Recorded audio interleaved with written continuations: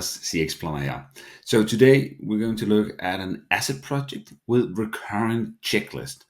What we also call that is a maintenance and operation project, because you can add different kinds of equipment, and then you can schedule whatever needs to be done in the operation phase. So it could be like changing oil, inspecting is everything as according to the current facility requirements, whatever needs that you have. So I've created an asset project. Within that one, we have all the navigation, the sidebar on the left. And so you see here the asset register. Then we got the global test view. And within that one, we have two specific ones called inspections and testing. So for my operation project here, I will do some current inspections. That means I will come every month and we'll check is everything according to whatever needs or specs there are. And then I'll do some yearly testing. Good. Let's set that up together. First, we need to go, so I can show you into the types of the checklist. That is right here. And that is where you can set up the inspection, testing, whatever needs that you have for like the categorization of the recurrent checklists. Then the types of the assets, that is where the fun is happening. If we say that this is for the air handling unit, then we don't have any checklist types attached yet. I'm going to do that by clicking on the checklist over here. And then we're going to select a checklist type. It's going to be an inspection. Then we can provide a name or a checklist template here. We're going to go with this one here. Then we can put in a name for this one. And that's going to be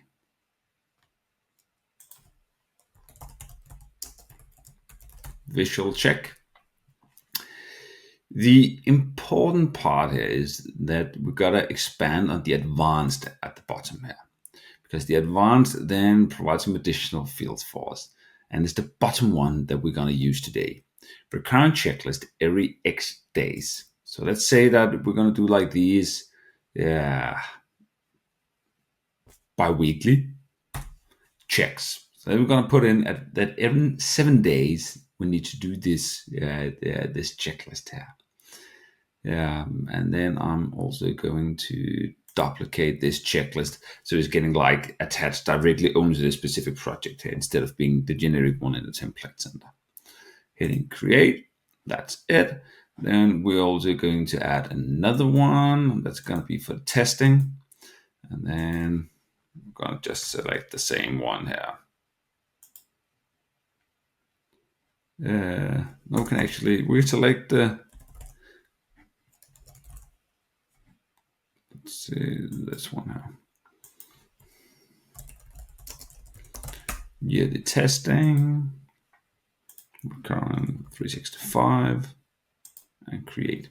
So now we have these two attached to the air handling unit type.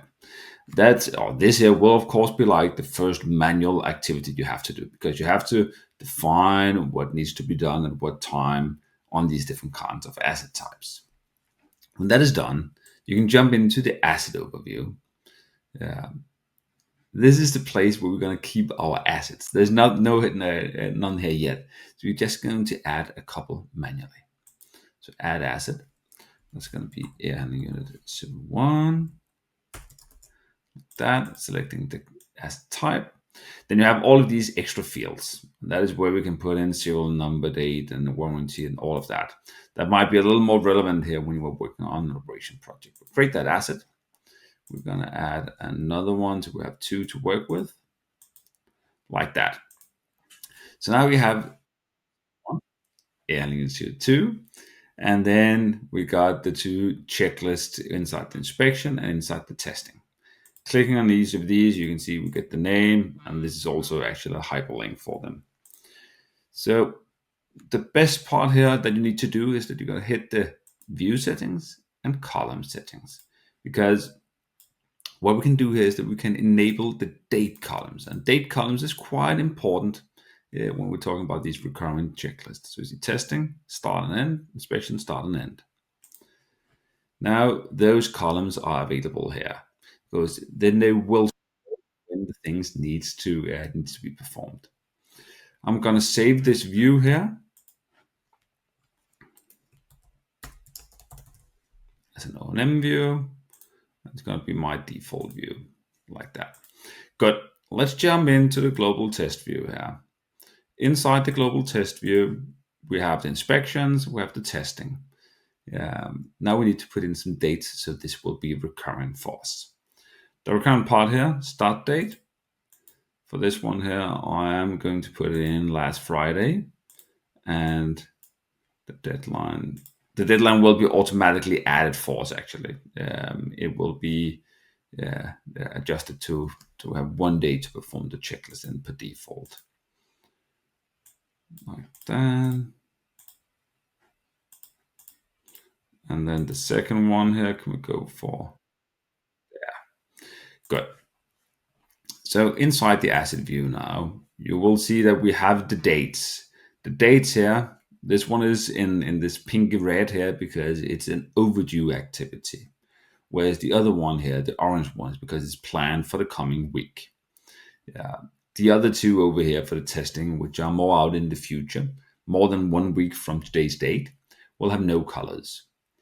Click on this inspection, opening the checklist. Then we're going to perform this checklist quite quickly, like this. All of the items has passed. I'm going to approve that one, going to sign it. That's it. Because now we have a signed checklist, all is good on this end. Let's go back to the asset overview. And you'll see, and you see the one, still have one checklist, but now we have it scheduled from 1 week from today's date. So it automatically creates a new checklist and just postpone it 1 week of the current schedule that you have. Opening this air handling unit, you also see that down in the checklist that we have the visual check, the one we just made together. Then we have and that is successful because it's 100%. Then we have the next one, which will count for the next week, and so on. All of this data is saved within the individual assets. So, of course, the activity, the checklist, tasks, everything. So the daily work, you would actually be able just to open the asset view here. Then by visual colors or by doing filtering, you can see what checklist needs to be performed this current week here. Yeah. Well, that's the initial scoping of the O&M module here.